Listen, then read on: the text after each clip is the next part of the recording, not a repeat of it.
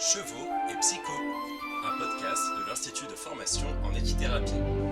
Saison 6, en collaboration avec le CIPME. Épisode 8, Kristina Poliakova. Recul, lucidité et sécurité, une approche réflexive ancrée dans la réalité des séances de médiation équine. Bonjour tout le monde, je suis très contente d'être là. Je vais vous faire part de mes observations depuis que je pratique relation d'aide, notamment avec le cheval. Et j'en ai encore parlé hier avec une très bonne amie chez qui je suis là à Paris, qui est infirmière de formation. Et encore hier, on a parlé de, malgré tous les déploiements qu'on peut avoir pour être accompagné dans nos pratiques, malgré ça, on se retrouve toujours coincé, mais littéralement de la nuque, du stress et de gestion de situations complexes qu'on peut vivre. Et je suis très reconnaissante pour cette conférence parce que ça m'a permis de un peu reposer ce que je fais dans ma pratique, donc le besoin, la nécessité de prendre du recul pour mieux répondre notamment. Donc voilà, aujourd'hui, je me permets humblement de présenter un peu ma réflexion sur la prise de recul. Et mon intention, c'est que voilà, qu'on puisse l'appliquer et qu'on puisse trouver des solutions qui nous débloquent et qui nous permettent de continuer à faire le métier qu'on fait avec passion et qu'on fait surtout pour cette passion d'aider l'autre et pas forcément pour gagner la vie. Et voilà. Dans la relation d'aide, notamment avec l'animal, malgré toutes les formations qu'on peut faire, toutes les préparations, les réflexions, les études, donc là je vous fais l'exemple classique de la relation tripartite entre cheval, client ou patient et nous, on peut, et je suis sûre qu'entre vous, vous le vivez aussi, il y a toujours une situation qui nous échappe des mains. Parce qu'on n'a pas pris en considération de bien-être le cheval. En plus, aujourd'hui, ce qui est formidable, c'est qu'on a du progrès pour tout ce qui est les connaissances de régulation émotionnelle des chevaux, la communication non verbale des chevaux. Les clients aussi, même si on a l'habitude, on peut avoir des référents, mais on n'est pas expert non plus dans chaque individu qu'on rencontre, ni dans son quotidien. Et que nous, tant que professionnels aussi, on est donc thérapeute, mais on est aussi indépendant, on est parent, on est membre d'une famille, donc on a plein de choses qui peuvent nous influencer dans le quotidien. Et donc aujourd'hui, malgré le déploiement de tous les dispositifs qu'on peut avoir d'accompagnement, on sait qu'on a quand même 40% des professionnels qui souffrent d'un niveau élevé de charge émotionnelle. J'ai trouvé cette étude, j'ai trouvé ça génial. C'est une étude qui reprend un peu toutes les études semblables en Europe et qui fait une moyenne dans autodispositifs infirmiers, psychologues, l'EHPAD en Pologne, etc. Et c'est quand même flagrant, même si aujourd'hui on sait qu'on a des lieux pour se rencontrer, pour parler de ce qu'on vit. Donc ce qui est impressionnant, c'est que malgré tout ça, on a cette situation qui nous échappe et ce qui m'inquiète aujourd'hui, ce que je vis aussi moi-même, c'est qu'on va perdre un recul, une lucidité, on va mettre la tête dans le guidon, on va plus savoir avancer, on se retrouve avec une douleur dans le dos, mais on ne comprend pas d'où ça va, donc on va prendre un Doliprane et ça ira mieux. On dort mal, hein, on a la fatigue qui ne va pas, mais c'est peut-être les enfants qui dorment mal, en tout cas moi c'est mon cas. On peut autant avoir perpétué la remise en question, mais si on ne prend pas assez de recul, on ne va pas à l'issue. Il y a partie isolement et l'anxiété notamment, où voilà, il y a cette situation, je repense à cette monitrice d'équitation que j'ai vue la semaine dernière. Justement, on était en train de parler de tout ce qui est fonctionnement nerveux vagal, tout ce qui est... c'est vraiment comment on peut réagir dans une situation un peu difficile. Et cette monitrice d'équitation qui dit « Je sais que le cheval, il sent comment je vis. Et je sais qu'il sent que je ne vais pas bien. Mais il y a les clients et il faut que je fasse ma séance. Alors comment je fais ?» Et donc on discute avec elle, on lui dit « Mais est-ce que tu as quelqu'un avec qui parler ou... ?» Et non, elle est tellement obligée, elle se sent tellement obligée d'être dans ses solutions à elle. Et du coup, comment on peut faire? Comment on peut aussi s'autoriser à entendre? Parce que c'est vrai que quand on est professionnel, on se dit, je porte la responsabilité que ça se passe bien. Et ça, c'est très lourd à porter quand même, mine de rien. Donc aujourd'hui, je vais vous déjà parler un peu d'où ça me vient. Donc je vous présente Urendo. C'est un trotteur que j'ai rencontré en Slovaquie. Donc je m'appelle Kristina Poliakova et je suis slovaque. J'ai commencé avec horsemanship quand j'avais 15-16 ans. j'ai découvert cette formidable méthode de relation homme-cheval et cheval-homme, même, avec M. Milan Kovač, qui était formé auprès de Monty Roberts. J'ai découvert ça lors des stages, je suis devenue autodidacte. J'ai rencontré Urendo, qui était un cheval réformé des compétitions, et il fallait le préparer pour hypothérapie, parce qu'en Slovaquie, on dit hypothérapie. Et donc c'est un cheval, ligne droite, ça y allait, par contre rester sur place, à pas bouger. Vous voulez que j'explique l'hypothérapie? Vous m'arrêtez, hein. En Slovaquie, vous voulez, on fait l'hypothérapie ou côté motricité, tout ce qui est vraiment pour les personnes en situation de handicap physique, ou côté psychologique et éducatif, pour tout ce qui est un peu plus équi-coaching. Après, moi, je me suis formée en France, voilà. Mais c'était un peu le challenge de mon adolescence, de travailler sur ce cheval-là. Et c'était génial, et j'étais à fond. J'adorais ce côté observation, de s'adapter à l'autre, de l'écouter l'autre, de sortir de ce côté prédateur qu'on peut avoir nous, et se placer comme le cheval, en fait, comme juste à l'écoute, on est là ensemble et tout va bien se passer. Sauf, donc j'y passais des jours, et on était en plein hiver. Et il faut vraiment imaginer en Slovaquie, c'est un peu comme montagne noire, en tout cas l'Ariège, très montagneux. Il y a la neige jusqu'aux genoux, hein, donc c'était un peu une journée comme ça. Et on devait aller faire une balade avec des copines, et une amie me dit, mais t'inquiète, parce que je ne le sentais pas là. Je me dis, t'inquiète, si tu tombes dans la neige, c'est ok. Je ne sais pas si vous connaissez les trotteurs, mais galoper, c'est pas leur truc, quoi. Donc on part sur ces gros champs tout plans et tout, et on va se mettre à galoper. Bon, sauf que Randru me fait un truc comme ça. Et évidemment, je tombe. Et alors, je tombe sur la neige gelée, que tellement je suis grande, je tiens debout. Donc heureusement, j'avais le casque, évidemment. Et je me relève, et puis on se regroupe, et puis je vois ce cheval qui s'approche vers moi, et puis moi, connexion, il va venir, ça va être trop bien. Non, pas du tout. Il est parti, il a fait tout le trajet de retour à travers un village, des champs, jusqu'à les écuries. Donc en tout cas, les chevaux, ils ont un très bon sens d'orientation. Et alors, elle a même question de code de la route, alors il n'y a pas de souci, je pense qu'il a la priorité partout. J'en suis pas fière, honnêtement, j'en suis pas fière, mais c'est une expérience qui m'a un peu accompagnée dans la vie. Et surtout, c'est sur la partie, je me suis collée, c'est bon. C'est surtout sur la partie où, il y a une chose de vivre d'expérience, mais de pouvoir la digérer et y réfléchir à ce qu'on vit, ça fait beaucoup du bien. Et sur le coup, j'avais 45 minutes à pied, dans la neige, en plein hiver, de moins 10 degrés. Donc, comment vous dire que de là, j'ai dû revoir toutes les bases avec lui sur cette relation homme-cheval. Après, on pourrait en parler, horsemanship. Mais en tout cas, j'ai dû tout revoir. J'ai dû réfléchir sur tout ce qui est les signaux non-verbaux, des signaux avant-coureurs, pardon. Tout ce qui est le temps passé avec le cheval, en tout cas. J'ai dû reprendre tout, et puis je continue aussi à Toulouse ensuite. Et c'est cette expérience qui m'a amenée dans ce que je trouve beaucoup, et ce que j'aime beaucoup dans le travail social, c'est qu'autant on nous place, en tant que thérapeute, accompagnateur, infirmière, comme quelqu'un savant, mais mine de rien, c'est l'autre qui nous apporte beaucoup. Et c'est cette relation don contre don qui m'a accompagnée dans mon travail suivant. Donc je suis devenue éducateur à Paris, j'ai fait éduc de rue, j'ai autant travaillé avec des personnes en situation de handicap.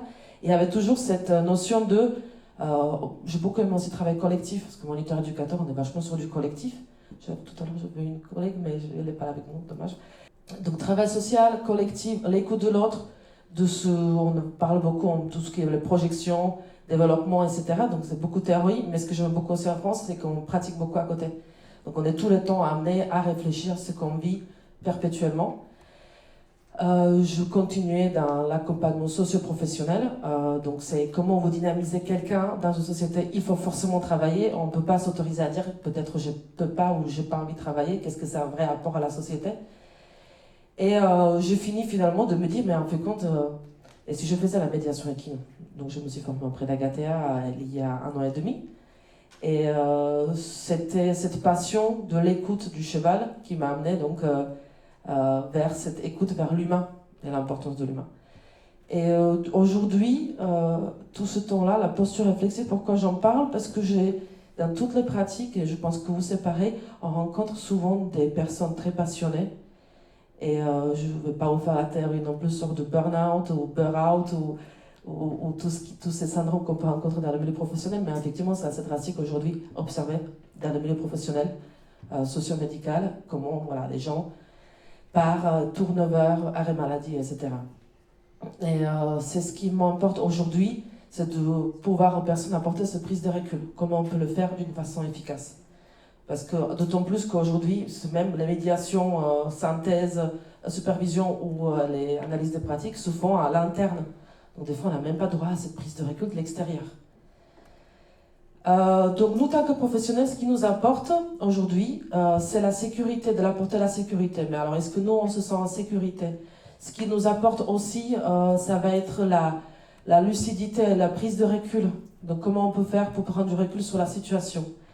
Et donc la lucidité professionnelle et les décisions que je prends par la suite.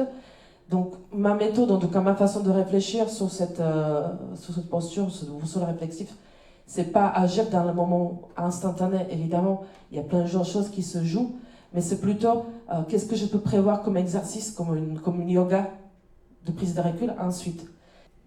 Donc dans la boussole réflexive, pour un peu expliquer comment je fonctionne. Donc l'attention, donc c'est vraiment travailler sur cette l'histoire de sortir de la survie et prendre du recul et réfléchir qu'est-ce que je peux faire. Du coup, il y a aussi ce positionnement, j'adore dans la médiation équine, c'est de passer par le corps, notamment on le retrouve chez Monsieur Christophe Doujour, dans le psychodynamisme du travail, où vraiment le travail il se vit avec le corps et ça c'est très intéressant. Dans cette façon de travailler, il y a aussi cette partie de mise en action. Je ne sais pas comme vous, mais en tout cas dans le travail social, on n'arrête pas de faire des réunions. Et des réunions, et des réunions, et même des fois vous avez des gens qui sont juste fatigués. Et donc l'histoire de ce que je trouve formidable avec les chevaux, c'est qu'on peut mettre concrètement en place une situation symbolique, et comme on avait dit tout à l'heure, tout se joue dedans. Et on peut juste dépiocher, chacun prend ce qu'il en veut. Alors dans ma façon de travailler, je procède assez classiquement, il y a la partie diagnostic, il y a après la séance, on va avoir un pré-contact, plein contact et un ancrage. Alors dans la partie diagnostic, je vais beaucoup utiliser des outils comme ADVP, notamment c'est Activation Développement Vocationnel et Personnel.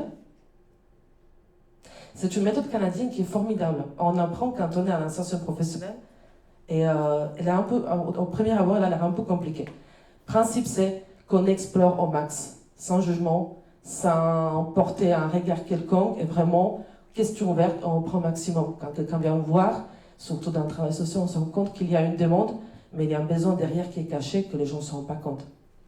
Donc la phase diagnostique, ce qui est important, c'est à l'extérieur, vraiment comprendre ce qui se passe, sortir du cadre un peu classique, peut-être hiérarchie, etc. De là, je vais mais forcément adapter des outils pour la partie mise en action. Donc, comme je vous ai dit, je suis quelqu'un de très pratico-pratique. Donc, si même les rapports théoriques, je suis désolée, je ne suis pas au point. Mais je vais m'utiliser donc ADVP, je vais utiliser le principe de Monsieur Doujour, donc ça va être tout ce qui est le travail prescrit, travail réel, le corps au travail, et aussi photolangage, tout simplement, ou l'arbre de vie, j'adore l'arbre de vie, de Dina Scherer. C'est formidable. Et après aussi, Monsieur Jung, Dr Jung, donc le collègue de Monsieur Freud, qui est beaucoup sur l'inconscient collectif, avec les archétypes. Et j'adore. Et ce qui est génial, c'est que je sors aussi les figurines jeux de sable. Donc j'ai des petites figurines. Au début, ils me disent, non mais t'es avec des adultes, il ne faut pas les infantiliser. Non mais ils adorent en fait. Et par exemple, la figurine de Nemo, elle a beaucoup de succès. Par exemple, où je vais avoir la princesse, ou le tigre, ou le dragon. Et donc voilà, c'est tout simplement, au début de la mise en action, il y a cet icebreaker où on va juste discuter et on va observer cette peur, mais qu'est-ce qu'elle me raconte, qu'est-ce qu'elle va faire de moi, l'introspection, et je veux pas, et je suis observée. Donc je pose le cadre évidemment, et puis à travers ce jeu un peu inodore, on va détourner l'attention. Et c'est formidable. Après, donc, je peux autant travailler en présence de chevaux. Donc aujourd'hui, je ne suis pas propriétaire. J'ai l'habitude de travailler avec un centre équestre qui prépare les chevaux en éthologie, même si ça peut être une discussion, mais voilà, je peux faire confiance aux chevaux. Et aussi, je peux autant travailler sans le cheval. Donc, on va créer la situation. Tout à l'heure, il y avait les situations d'observation. Je le fais même sans le cheval, en s'en plaçant face à face. C'est génial. Déjà, les gens se rendent compte que quand ils doivent se vraiment regarder, il y a un malaise. Et ils se disent wow, et ils s'approchent, et puis il y en a un qui saute au cou à l'autre, Et oui, c'était trop bien. Et sauf que l'autre, il était un peu en mode comme ça. Ouais, ça c'est déjà très bien. Donc, autant chevaux ou pas les chevaux. Et ensuite, il y a la phase ancrage. Donc, on va reprendre un peu un outil assez logique. On va reparler un peu ce qui s'est passé pour chacun. Et ça, notamment, évidemment, on le fait avec des personnes, avec un public classique qu'on peut accompagner. On peut le faire aussi avec des professionnels. Et c'est assez marrant, cette année, comme je suis beaucoup en découverte du métier et je me lance, finalement, je peux proposer des activités à des associations et il y a personne qui ne vient pas. Notamment, je travaille avec un public gens du voyage. Et là, au niveau d'assiduité, c'est un peu compliqué. Mais c'est pas grave, je suis là. Et donc, je prends les personnes qui sont salariées et je leur propose donc les archétypes ou même les cartes Dixit, si ça vous parle. Et c'est intéressant d'observer un peu ce qui se passe. Et à la fin, ils sortent en disant « Je ne m'attendais pas du tout à ça. Ok. » Et on va parler un peu de tout ce qui est... souvent, le problème qui vient aussi, c'est ce qui m'inquiète un peu, c'est observation quand le comportement de personnes se reporte sur les salariés, aux accompagnants publics en difficulté, et finalement les salariés deviennent même situation. Ça c'est assez flagrant, c'était un peu la dernière expérience que j'ai eue. Et du coup un peu on a échangé. Et l'évaluation, évidemment, un peu comme dans toutes les formations, il y a l'évaluation à chaud, donc j'ai l'habitude de poser un questionnaire, et puis il y a l'évaluation à froid, avec une période après. Ça, c'est pour la partie un peu pratico-pratique. Alors, comment je bien la dessiner un peu sur réflexif. Donc, j'ai toujours l'image de l'arbre, parce que j'utilise donc beaucoup l'arbre de vie, qui permet de partir des racines de ce qu'on a besoin, qui en est vers des actions concrètes.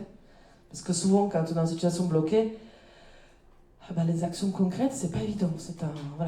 Je imagine à faire des grands projets, sauf que non, c'est peut-être juste aller dormir et ça peut être assez. Ou juste aller manger. Un peu, des besoins concrets. Et puis nous, les humains, on se met des niveaux très compliqués. Et alors, c'est un exercice narratoire qu'on a utilisé a priori, alors je vais peut-être en Afrique, et notamment dans les pays qui ont vécu des génocides. Et ça permettait de un peu partir et reconstruire les relations, les humains, individuellement ou collectivement. Et c'est un exercice en forme de brainstorming, si vous voulez. On va partir des racines. Qu'est-ce que j'ai réussi dans ma vie, de quoi je suis fière. La terre, c'est qu'est-ce que j'ai besoin ou qu'est-ce que nous avons besoin.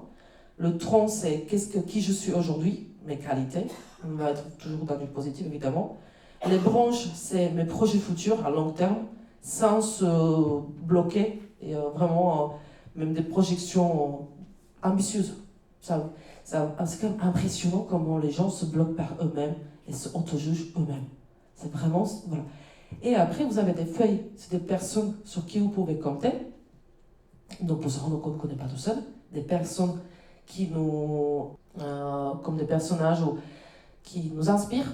Et après, vous avez des fruits. Et les fruits, c'est les actions concrètes qu'on peut mettre en place dès maintenant, un peu sous forme smart. Spécifique, mesurable, atteignable, etc. Il y a aussi l'oiseau, mais j'utilise moins l'oiseau. L'oiseau, c'est celui qui peut nous piquer les fruits. Et ça, voilà... Disons que quand nous les humains, c'est vrai qu'on a tellement une facilité de trouver des choses négatives que c'est peut-être pas la peine de le souligner à chaque fois.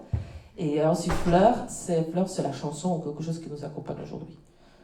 Donc c'est sur un rendez-vous un peu diagnostic, c'est assez intéressant parce qu'on peut déjà avoir des actions et on peut déjà observer ce qui se vit. Parce que moi souvent je me place un peu en passoire dans des interactions et je trouve ça génial. J'ai fait un atelier sur confiance en soi avec des personnes de 60 ans avec reconnaissance du recrutage, etc. Mais en tout cas, les dames qui sont censées trouver du travail à quelques années avant la retraite, puis moi, de mes 38 ans, je suis censée de leur parler de confiance en soi.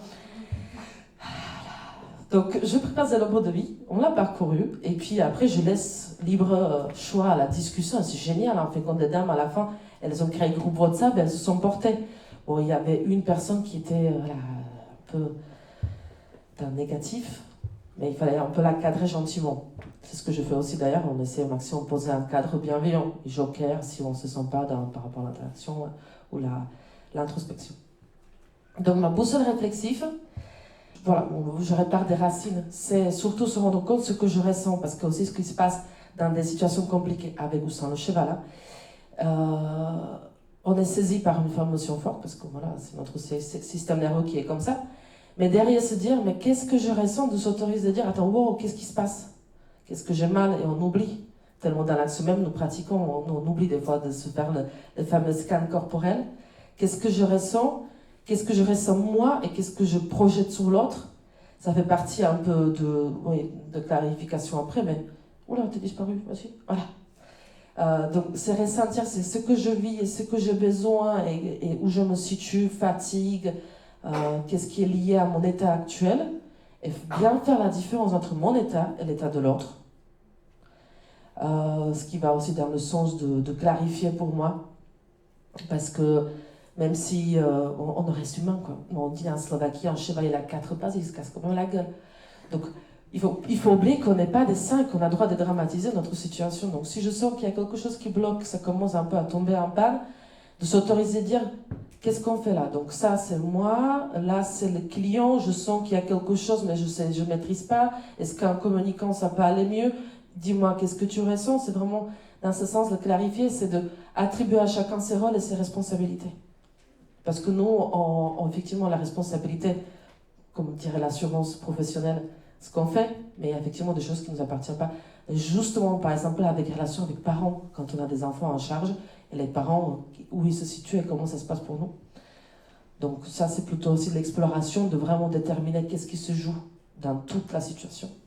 Et pour finir, quand on a compris ce qui se passe, on a bien noté ce qu'on vit, qu'on a bien clarifié et pu explorer dans quel sens et pour qui se joue quoi. L'idée, c'est de donc pouvoir s'orienter par la prochaine fois, de se dire, cet signal avant-coureur, je vais observer chez mon cheval, cet exercice, je vais mettre en place pour permettre à l'autre de s'exprimer. Parce que des fois, on oublie aux autres aussi s'autoriser, s'exprimer. Je fais une activité collective avec des personnes, des managers et des adultes qui étaient bloqués professionnellement. La situation, c'était à la fin. Je leur ai proposé donc donner une pomme au cheval suite à un exercice. Et la personne n'arrivait pas à le donner.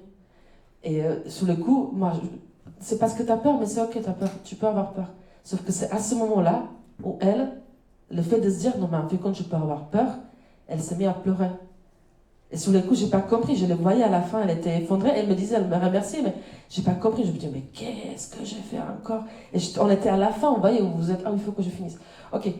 Et donc voilà, c'était impressionnant. Et du coup, de là, on a pu un peu échanger sur qu'est-ce que je peux dire, à quel moment je peux m'autoriser à dire. Voilà, on a pu bien explorer ensuite, plus à froid. Donc, pour finir, aujourd'hui, pour moi, la posture réflexive, ce n'est pas un luxe. Moi, ce que je propose aujourd'hui aux personnes, au collectif, c'est surtout prendre le temps et les rendez-vous avec eux. Parce qu'on a tous le fameux « il faut que j'aille faire du sport ». Mais si on ne se le met pas dans l'agenda, on n'y va pas. Et surtout, donc, pour agir mieux, pour prendre du recul, donc ce n'est pas une méthode magique, il n'y a pas de solution miracle, mais de prendre le temps et vraiment poser des choses sur papier pour permettre en sécurité, porter la sécurité aux autres et prendre des décisions plus lucides, mais vraiment d'une façon ensemble et se co-réguler ensemble. Merci pour votre écoute.